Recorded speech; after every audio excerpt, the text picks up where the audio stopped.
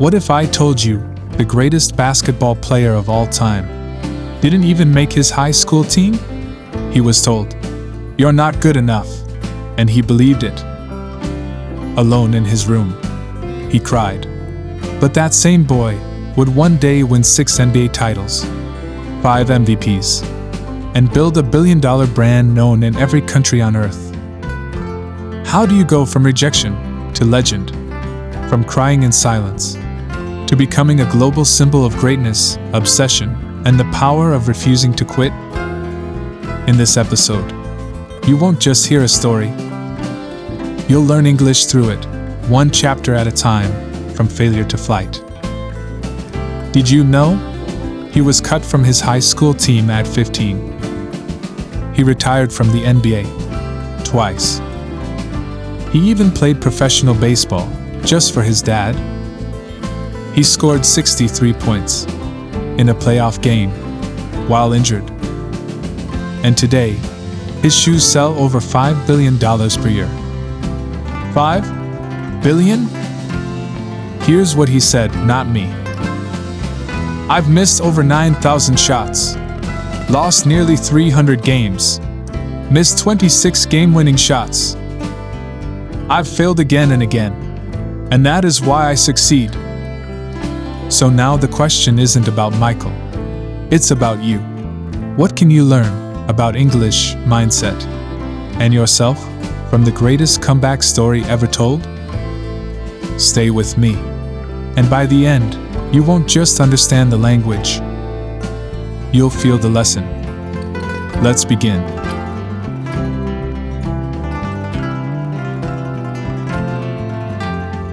Chapter 1: The Boy Who Got Cut.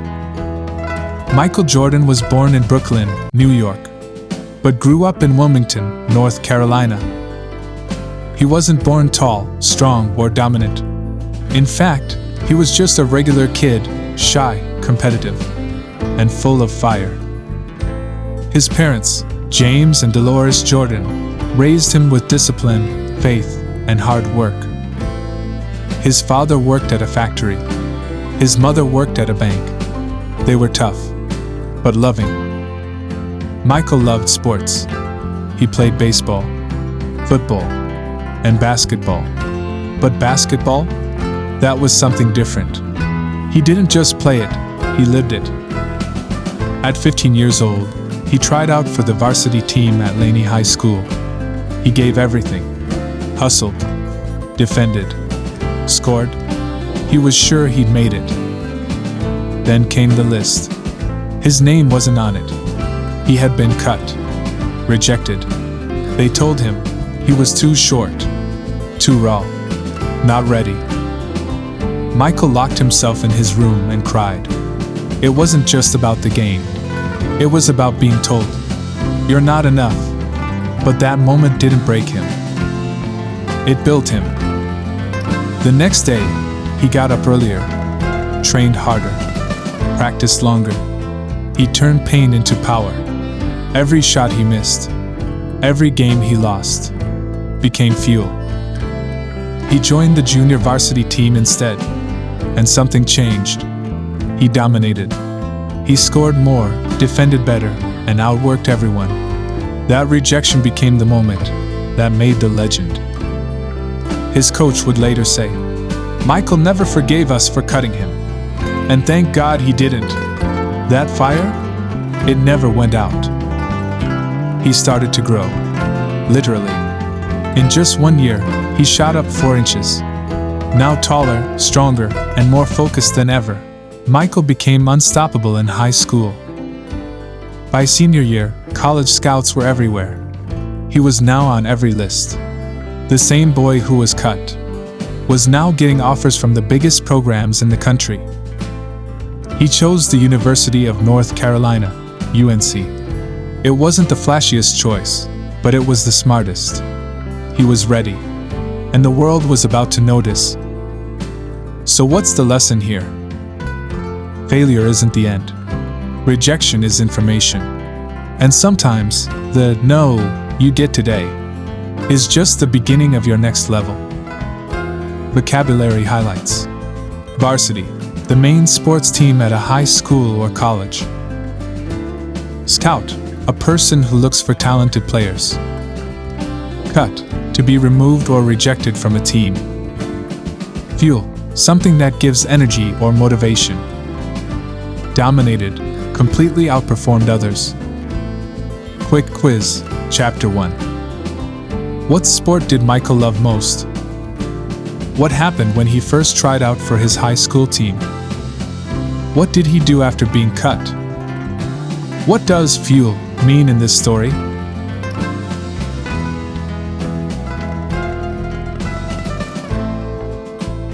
Chapter number 2, Becoming a Star at UNC. Michael Jordan arrived at the University of North Carolina in 1981. He was talented, yes, but still raw. He wasn't the biggest name. Not yet. His coach, Dean Smith, was famous for discipline, strategy, and humility. He didn't let superstars act like superstars. At UNC, teamwork came first. Michael started as a freshman, not usual for most players. But he quickly earned his place. His defense? Relentless. His attitude? Focused. And his effort? Always at 100%. Then came the moment that changed everything. The 1982 NCAA National Championship game. North Carolina versus Georgetown. Two powerful teams. One shot to win it all. With the game almost over, Dean Smith trusted the freshman, Michael, with the final shot. The ball came to him. He took it, and with perfect form, released the jumper. Swish. Game over. UNC wins the national championship. Michael Jordan, now just 19 years old, became a national name overnight. From that moment, the world saw what he could do under pressure. But what mattered more? Michael saw it too. He returned for 2 more seasons. He studied the game, perfected his fundamentals, worked on footwork, balance, and decision-making. He was building greatness, one layer at a time. In 1984, he declared for the NBA draft. He was confident, but still humble. Most people thought he'd be great. Few knew he'd change the game forever. He was drafted 3rd overall by the Chicago Bulls. Not first, not second, 3rd. It didn't matter. Michael wasn't just entering the league. He was about to redefine it. Vocabulary highlights. Freshman, a student in their first year of university or college. Relentless, never giving up, persistent. Fundamentals, basic skills or principles. Draft, when players are selected to join a professional team. Jumper, a type of basketball shot taken while jumping. Quick quiz, Chapter 2. What college did Michael Jordan attend? What happened in the 1982 championship game? What is a fundamental in sports? Which pick was Michael in the NBA draft?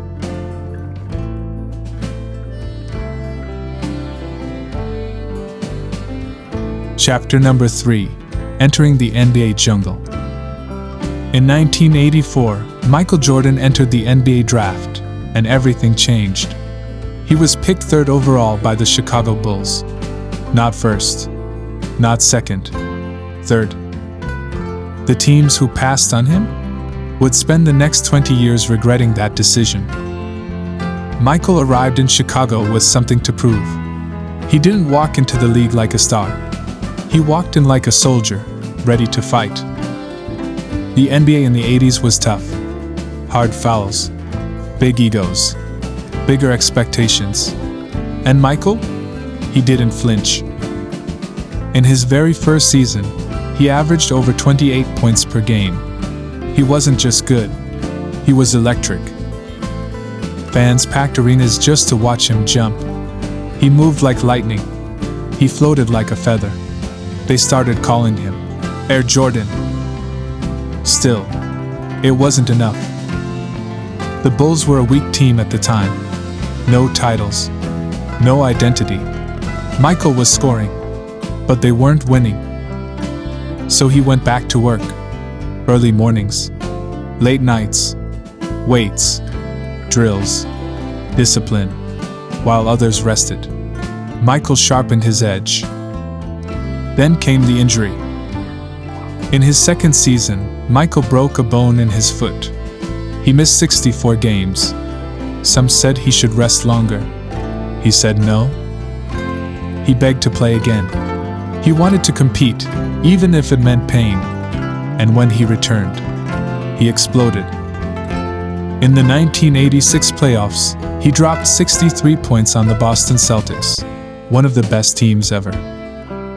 Even Larry Bird, a Celtics legend, said, "That wasn't Michael Jordan. That was God disguised as Michael Jordan." He didn't win that series, but everyone watching knew he was coming. Every season after, he got better. He added new moves, got stronger, smarter, more ruthless. And the Bulls? They started building around him. A new coach, new teammates. The mission was clear: build a dynasty. But not everyone loved Michael's style. He was intense. He demanded perfection. He pushed teammates hard, too hard, some said. But for Michael, winning was everything. He once said, "I don't have to be liked, but I will be respected." That attitude turned a young star into a future champion. Vocabulary highlights. Word meaning: draft. A selection of players for professional sports. Flinch. To move away from fear or surprise. Dynasty. A powerful team that wins for many years. Ruthless. Without mercy, extremely determined. Perfection. The highest possible quality or performance. Quick quiz, Chapter 3. What team drafted Michael Jordan? What nickname did fans give him? How many points did he score against the Celtics in 1986? What does ruthless mean in this context?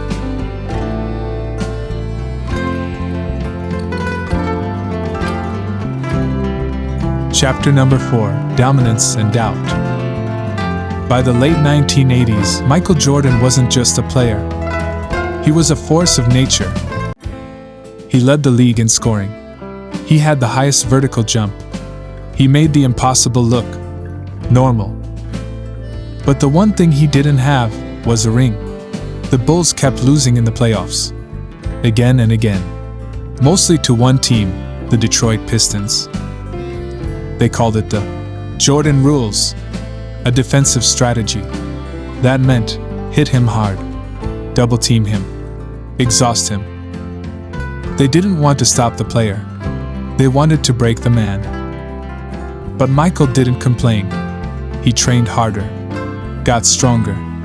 He turned muscle into armor, and pain into purpose. By 1991, it finally happened. The Bulls beat the Pistons, then beat the Lakers. Michael Jordan won his first NBA championship. He cried with the trophy in his hands. After years of heartbreak, he had climbed the mountain. Then came the run. In just 3 years, Jordan won 3 straight titles: 1991, 1992, 1993. He was the king of basketball, global icon, unstoppable brand. But then, everything stopped. In 1993, Jordan's father, James Jordan, was murdered, shot and killed during a robbery. The man who taught Michael how to dream was gone. Jordan was devastated. He couldn't sleep, couldn't focus. The game suddenly felt meaningless.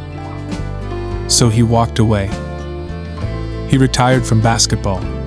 In his prime, at the top of the world, he stepped down and did something no one expected. He started playing baseball. It was his father's dream, to see his son play in the major leagues. So Michael tried. For one full season, he hit. He ran. He learned. Was he great? No. But he was courageous. And that mattered more. In 1995, after nearly 2 years away, Michael made his comeback. He didn't say much, just 2 words. I'm back.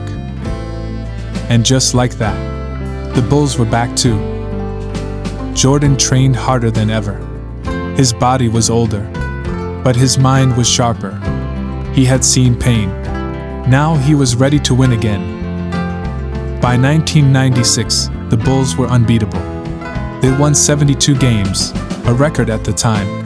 And yes, they won the championship. Then again in 1997, and again in 1998. That's 6 titles. 2 three-peats. 1 undeniable legacy. But behind the victories was a man who knew loss. Vocabulary that brings the story to life. Word meaning in the journey. Era. A powerful period in time marked by greatness, when one name ruled the court. Comeback. When someone returns after failure or absence, stronger, wiser, and more determined. Devastated. Deep emotional pain, the kind that breaks your heart and tests your spirit. Prime. The moment when someone is at their absolute best, physically, mentally, and beyond. Unstoppable. So powerful that nothing and no one can hold them back. Not pain, not pressure. Quick quiz, Chapter 4. Who kept beating the Bulls in the late 80s? What were the Jordan rules?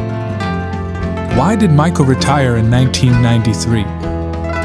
What sport did he play during retirement?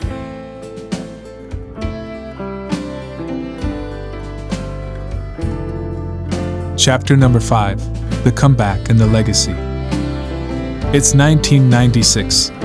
Michael Jordan is 33 years old. But he's not slowing down. After 2 years away, he's back, with new fire. More focused. More deadly.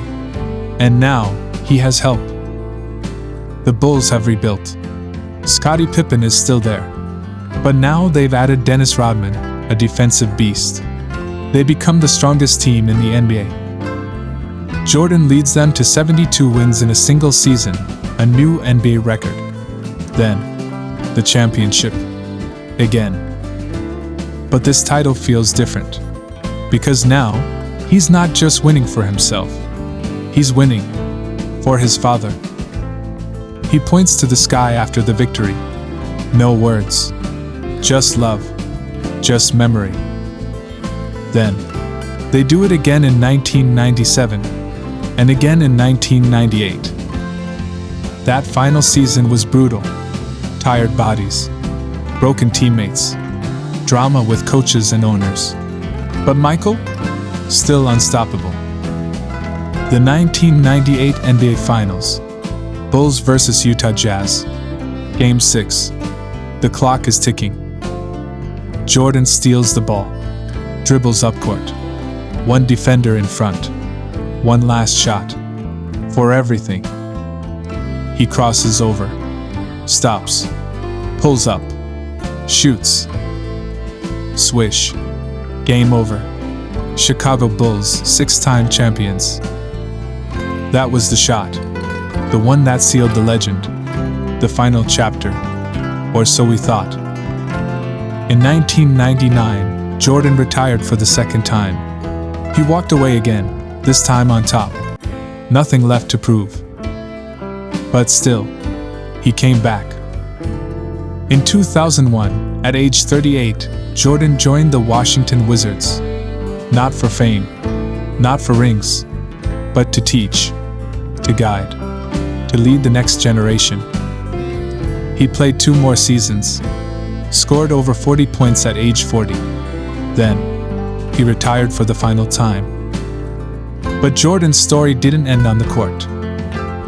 He built an empire, Air Jordan became the most iconic shoe brand in history. Even today, his shoes make over $5 billion a year.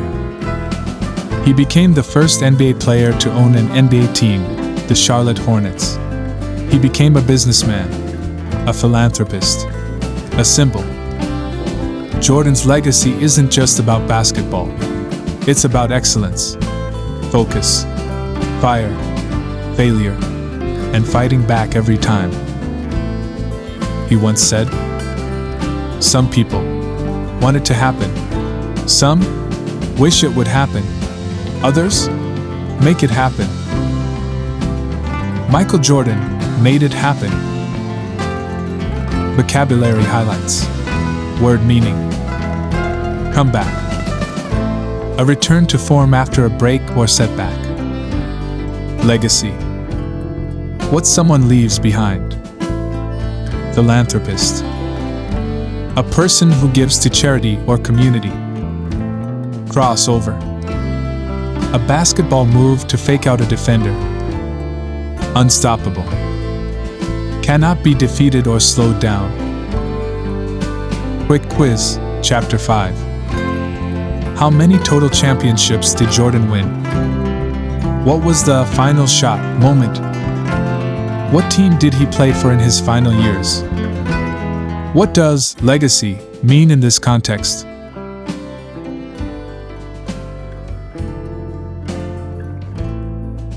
Chapter number 6. The Jordan Effect, a legacy you can feel. Some stories stay with you. Not because they're perfect, but because they show us what it means to keep going. Michael Jordan's story isn't just about basketball. It's about something deeper, something personal, something all of us need to hear, again and again. This was a boy who once cried alone in his room because he didn't make the team. Years later, he stood on the biggest stage in the world, holding the trophy, wearing tears in his eyes, and his father in his heart. What changed? Not his talent, not his height, not his shoes. It was something invisible. His mindset, his fire, his choice to try again, every single time. You see, greatness isn't loud.